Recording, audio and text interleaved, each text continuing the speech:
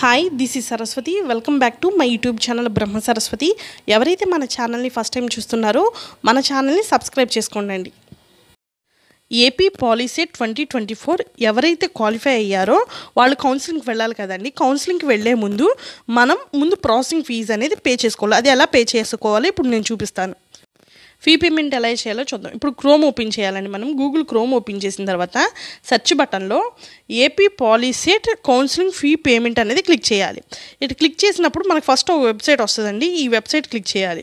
ఈ website click చేసిన తర్వాత మనకి ఇదిగోండి వెబ్ పేజ్ ఇలా ఉంటుంది. ఇందులో మనం ఇక్కడ పే ఫీ ఆన్లైన్ అని ఉంది చూడండి.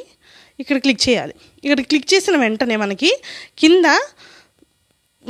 కింద మనకి rank card, hall ticket number, rank enter చేయమని ఉంటుంది. డీటెయిల్స్ ఎంటర్ చేసిన తర్వాత పే ఫీ ఆన్లైన్ అని క్లిక్ చేసిన వెంటనే నెక్స్ట్ మనకి నెట్ బ్యాంకింగ్ కానీ, క్రెడిట్ కార్డు, డెబిట్ కార్డు కానీ, వ్యాలెట్ కానీ ఇలా వస్తుందండి. నెక్స్ట్ మీకు ఏ పేమెంట్ ఈజీగా అనుకుంటే మీరు ఆ పేమెంట్ చేయొచ్చు. నెట్ బ్యాంకింగ్ కనుక మీరు క్లిక్ చేసినట్లయితే ఇలా పేజ్ ఓపెన్ అవుతుందండి.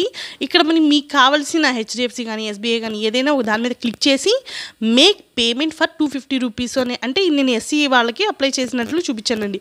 అదే ఓసీబీసీ వాళ్ళకైతే 700 చూపిస్తుంది ఇక్కడ. ఓకేనండి. అలా క్లిక్ చేస్తే మీకు పేమెంట్ సక్సెస్ఫుల్ అని వస్తుంది. పేమెంట్ సక్సెస్ఫుల్ అని వచ్చిన తర్వాత దాన్ని ప్రింట్ తీసుకోవాలండి. ప్రింట్ తీసిన రిసిప్ట్ ఖచ్చితంగా మీరు కౌన్సిలింగ్కి తీసుకువెళ్ళాలండి. మ్యాక్సిమం పేమెంట్ అనేది మొబైల్ ద్వారా మాత్రం అస్సలు చేయొద్దండి. ల్యాప్టాప్ ద్వారా కానీ, లేదా మీరు ఇంటర్నెట్ సెంటర్లో మీ యొక్క ఇంటర్నెట్ సెంటర్ కన్నా వెళ్ళి పేమెంట్ అనేది చేయండి. మొబైల్ ద్వారా చేస్తే ఏంటంటే అప్పుడు ఏమైనా మీకు మెసేజ్ కానీ, కాల్ కానీ వస్తే ప్రాసెస్ అనేది టెక్నికల్ ఇష్యూ అని అవుతుంది. అప్పుడు మీరు పే చేయలేదు, నాట్ పెయిడ్ అని వస్తుంది.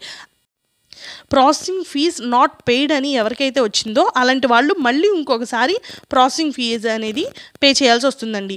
అప్పుడు పేమెంట్ సక్సెస్ఫుల్ అని వస్తుంది. ఫస్ట్ టైం మీకు ఏదైతే మనీ డిటెక్ట్ అయినాయో ఆ మనీ కూడా 2 డేస్లో మీకు రిటర్న్ బ్యాక్ వచ్చేస్తాయండి.